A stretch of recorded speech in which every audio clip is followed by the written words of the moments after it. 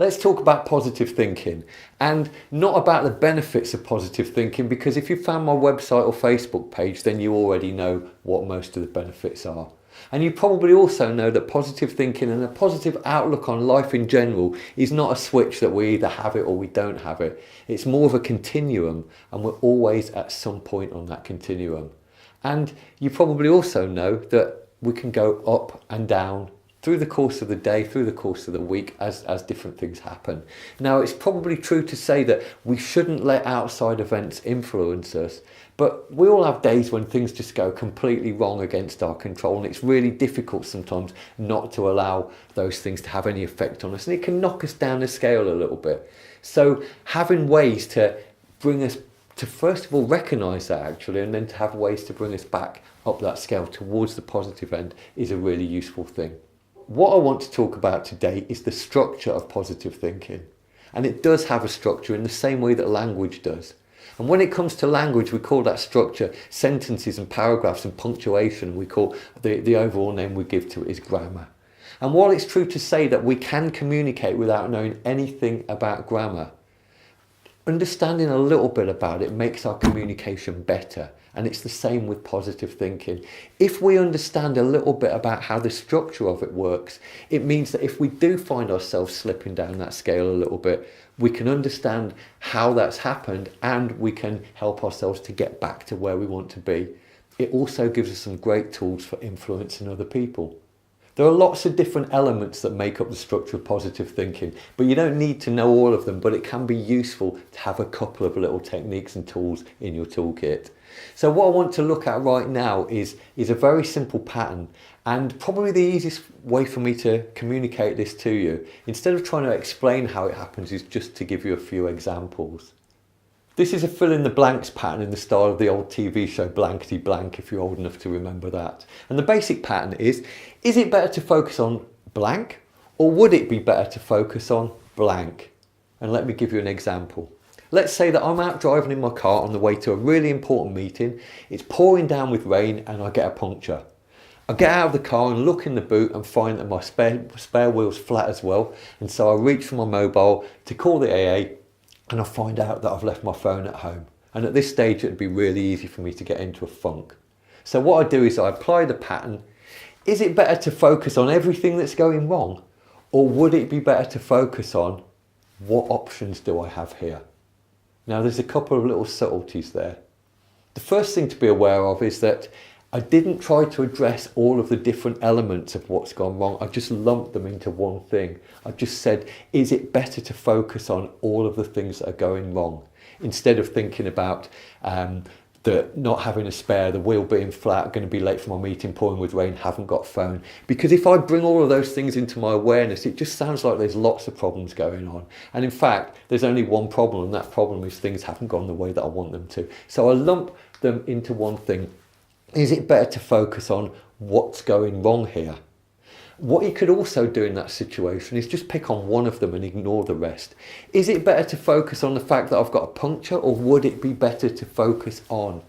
Is it better to focus on that I'm going to be late for my meeting, or would it be better to focus on? Is it better to focus on the fact that I've left my phone at home, or would it be better to focus on? And the fact that we're only talking about one thing, it kind of diminishes the problem. A second thing to be aware of is that I turned it into a question. Or is it better to focus on what are my options here? And by doing that, first of all, the sentence that I said is not grammatically correct anymore, but that's okay because that'll bypass conscious awareness.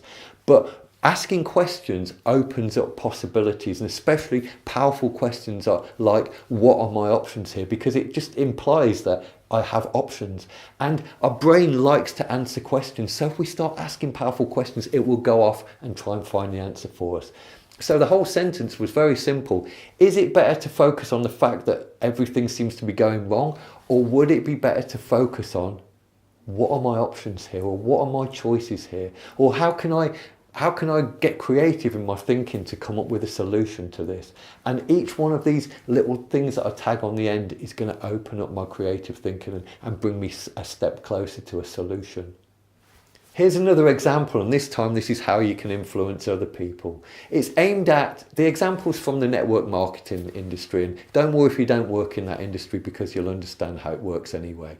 But if you do work in that industry, you're certainly going to recognise this. You have a new distributor and you have a meeting with them and they say, you know, this just isn't going to work for me.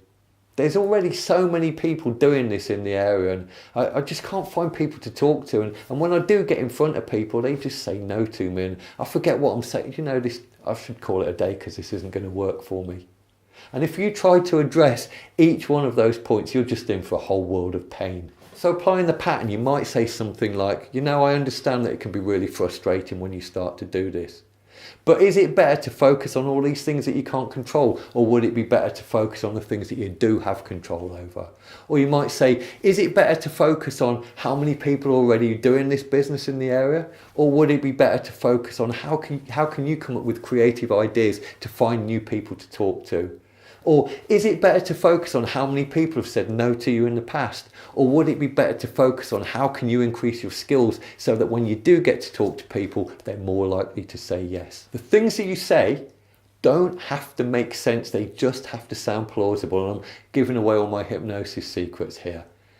But what you're really trying to do is every time that they throw out a negative, it's like you're trying to grab hold of it and wrestle it to the floor and throw a positive out instead. Because what you want to be doing is leaving a positive hanging in the air. And the simplest way to do that, and just by paraphrasing really, well, is it better to focus on all of that negativity that you're throwing out, or would it be better to focus on something more positive instead? One last example from a work context. You've been putting together a pitch for a new client to try and win some new business, and at the end of lots and lots of preparation, they say no to you. Well, would it be better to focus on the fact that we didn't win this one, or would it be better to focus on how we can improve our performance for the next time that we get in front of somebody? Or would it be better for us to focus on how can we go out and find more people to talk to? And you notice here that this isn't rocket science. It's not about being clever. It's not trying to be intelligent about it. It's just trying to catch when something negative is being thrown out there and catching it and using this very simple technique to turn it into a positive. So I hope that's been useful to you, and I'm going to leave you with a very simple question. Is it better for you to focus on whether this video was too short or too long, or the right length? And would it be better to focus on whether I rambled a bit and tripped over my words sometimes? Or would it be better for you to focus on what did you learn from this video and how can you take it and apply it in your life? See you soon.